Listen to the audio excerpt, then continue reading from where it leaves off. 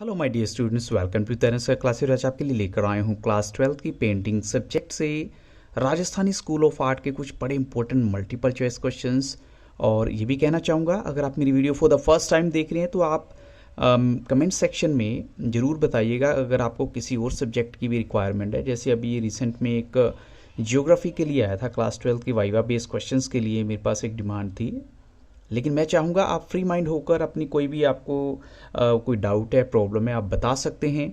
तो देखते हैं यहाँ पर फर्स्ट क्वेश्चन आपके लिए क्या है। विच one of the following is not a name used for Rajasthani art. अब यहाँ पर हम कहें राजस्थान आर्ट या राजस्थानी आर्ट के लिए इनमें से कौन सा नाम यूज़ नहीं किया जाता, तो ऑप्शन आपके सामने है Rajasthani, Rajput, Hindu school of art, या फिर लास्ट ऑप्शन है आपके पास राजस्थान हिंदू आर्ट। तो यहाँ पर हम कहेंगे जो राइट आंसर है वो क्या है। जो नाम राजस्थान आर्ट के लिए यूज़ नहीं किया जाता वो है राजस्थान हिंदू आर्ट, क्योंकि ये कोई नाम ही यहाँ पर मेंशन नहीं है बुक के अंदर। अब चलते हैं क्वेश्चन नंबर 2 के लिए।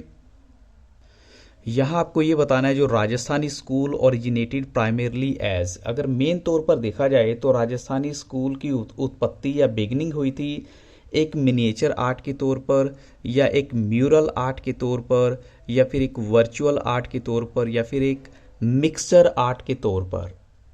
तो यहाँ पर हम कहेंगे जो राजस्थानी स्कूल वो बेसिकली ओरिजिनेट हुआ था as a mural art. Option B यहाँ पर राइट आंसर है। अब चलते हैं क्वेश्चन 3 के लिए।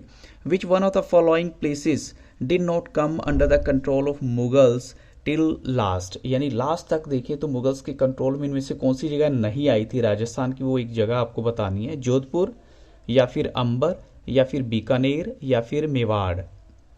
तो यहाँ पर हम कहेंगे जो राइट आंसर है वो है ऑप्शन डी, मेवाड़ एक ऐसी जगह है जो मुगल्स के कंट्रोल में नहीं आई थी टिल लास्ट तक। क्वेश्चन 4 देखिए। Rajasthani school of art is a mixture of, Rajasthani school of art जो है मिक्सचर है किस किस स्कूल का, तो ऑप्शन आपके सामने है Gujarat and Jain school, second option है गुजरात एंड पहाड़ी स्कूल, थर्ड ऑप्शन है गुजरात एंड जैन स्कूल, और साथ में ओरिजिनल इंडियन आर्ट, या फिर कहें last option all of these, यानी सभी के सभी ऑप्शंस राइट हैं। तो यहाँ पर जो करेक्ट आंसर है वो है ऑप्शन सी, क्योंकि जो राजस्थानी स्कूल ऑफ आर्ट है वो मिक्सर है Gujarat, Jain and original Indian art का, तो ऑप्शन सी यहाँ पर राइट आंसर है।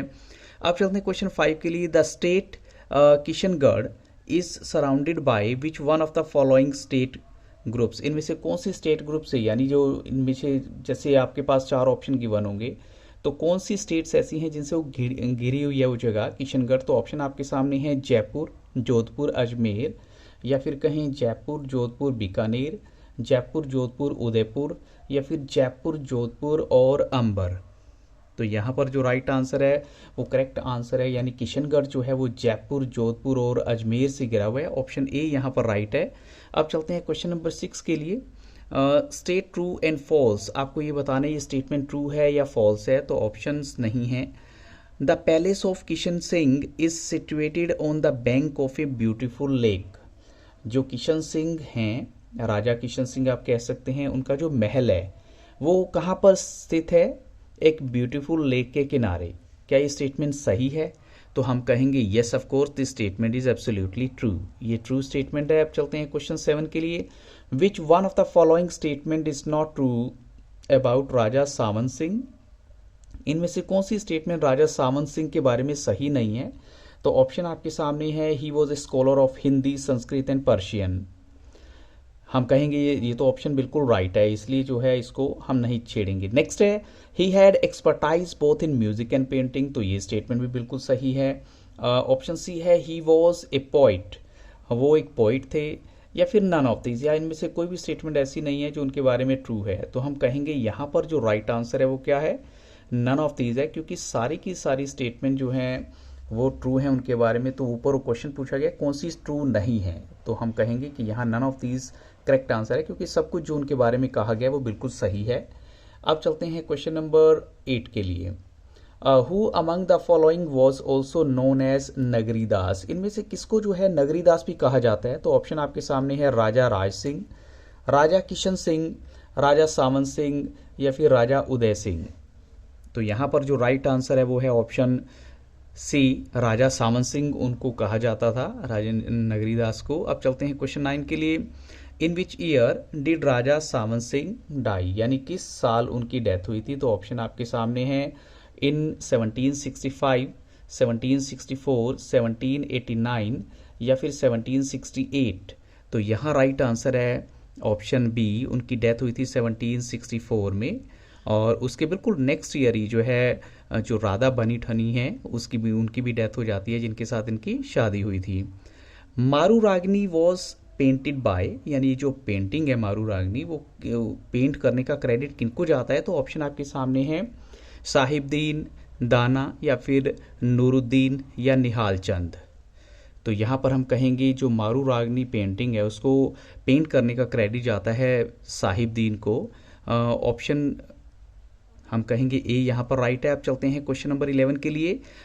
चौगन प्लेयर्स वॉज पेंटेड बाय, यानी अगर इस पेंटिंग की बात करें कि तो इसको जो पेंट करने का क्रेडिट किसको जाता है? तो ऑप्शन आपके सामने है, साहिबदीन, दाना या फिर नूरुद्दीन या फिर निहाल चंद। तो यहाँ पर जो चौगन प्लेयर्स को पेंट करने का क्रेडिट जाता है दाना को। ऑप्शन बी यहाँ करेक्ट है। अब चलते हैं क्वेश्चन 12 के लिए। Krishna on swing is a painting painted bye, यानी इस पेंटिंग की अगर बात करें तो ये किसके द्वारा पेंट की गई है? तो ऑप्शन आपके सामने है, साहिबदीन, दाना, नूरुद्दीन, निहाल चंद। तो यहाँ पर जो राइट आंसर है वो है ऑप्शन सी, नूरुद्दीन यहाँ पर करेक्ट आंसर है। अब चलते हैं क्वेश्चन 13 के लिए। Krishna on swing is a painting painted by the school. अब आपको स्कूल का नाम बताना है, कौन से जो सब स्कूल में हम कहेंगे। तो यहाँ पर ऑप्शन आपके सामने है, जोधपुर, बीकानेर, अंबर या फिर जैसलमेर।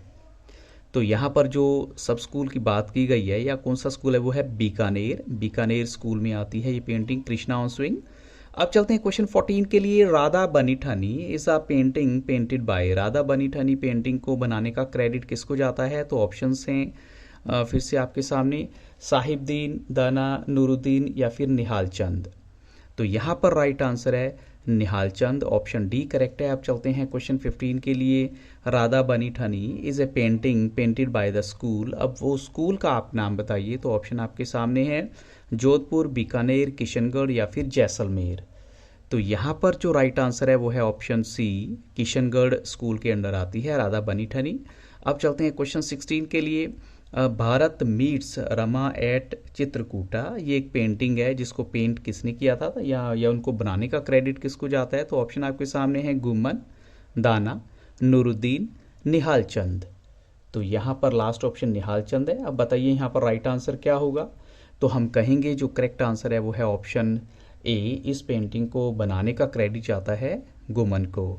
अब चलते हैं क्वेश्चन नंबर 17 के लिए। Bharat meets Rama at Chitrakuta is a painting painted by the school, और वो स्कूल का नाम बताइए।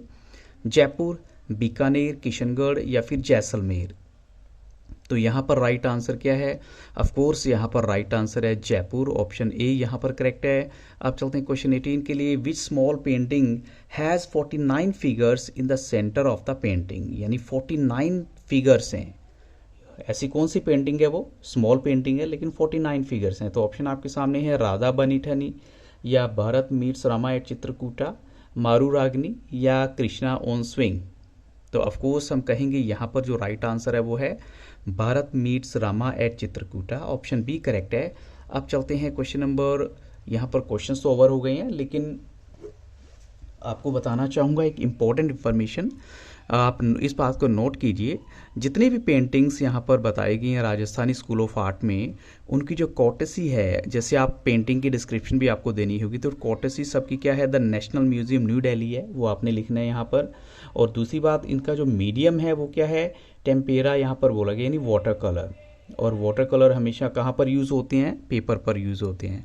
तो ये दो बातें ऐसी हैं जो आपको हर पेंटिंग की, पर्टिकुलरली जो राजस्थानी स्कूल ऑफ आर्ट में आपको दी होंगी, उनकी डिस्क्रिप्शन में आपको मेंशन करनी है। तो सभी के लिए आपने सेम रखना है।